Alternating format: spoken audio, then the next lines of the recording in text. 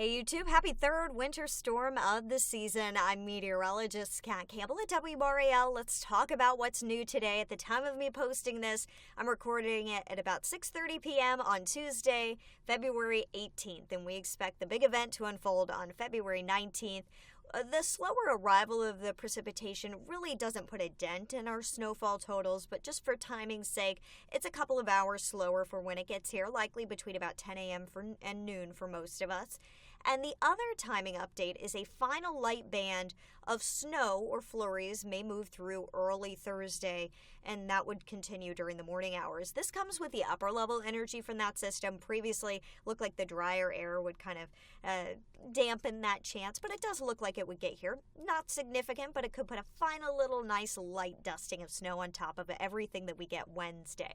Here's the winter storm right now. You can see it's moving through St. Louis. A lot of blue, even down into Arkansas, Oklahoma. Now, we're going to see a lot more pink on our map as we see some sleet and freezing rain mixing in, but something important to note, see all the thunderstorm activity that's kind of firing up in the Gulf right now, right along the Gulf Coast?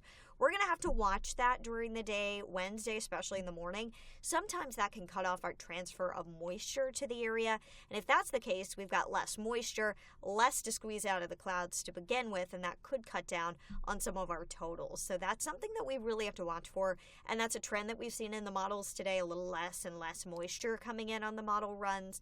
So just letting you know, we've got our eyes on that, but for now, we're feeling good about our forecast. We'll let you know if we need to update it in the morning or later on tonight. Winter weather alerts, winter storm warning north and east of Raleigh, and winter weather advisory for Wake County, the triangle points south and west. The pink is a higher tier of severity for winter weather than the purple on this map. But let's dive into the totals. I know this is what everybody wants to see. 4 to 6 inches is what we're going in dark blue, and the lighter shade of blue, 2 to 4 inches. That includes Roxborough now. We updated that. Durham, RDU, Lewisburg, Rocky Mount, 1 to 2 inches of snow and sleet, keyword sleet here as well. That includes downtown Raleigh, the actual city of Raleigh, much of Wake County down into Fuquay-Varina, Wilson, even northern Johnston County and parts of Chatham, and our southern cities up to an inch of snow and sleet. Let's talk more about that icing potential. This is freezing rain, which is really often the most dangerous type of winter weather.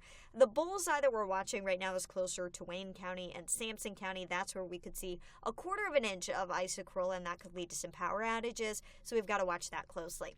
Of course, the popular question is, well, can I go sledding? Can my kids go sledding? Here's the answer to that question based on where you live with this storm. I think Raleigh, we're in that maybe zone just because the sleet mixing in. Still, sometimes kids can really get out and make the most of it, even when it's just a glaze of sleet. I know I did when I was a kid growing up in North Carolina. At this point, it looks pretty low chances for Fayetteville, Goldsboro, and Southern Pines. We will, of course, let you know if that changes.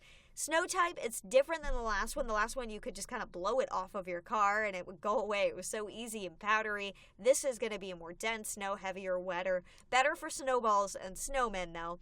And I want to start with the arrival time. Here's 10 a.m. We start to see the winter weather move in by 1 o'clock. Pretty much everybody's seeing it.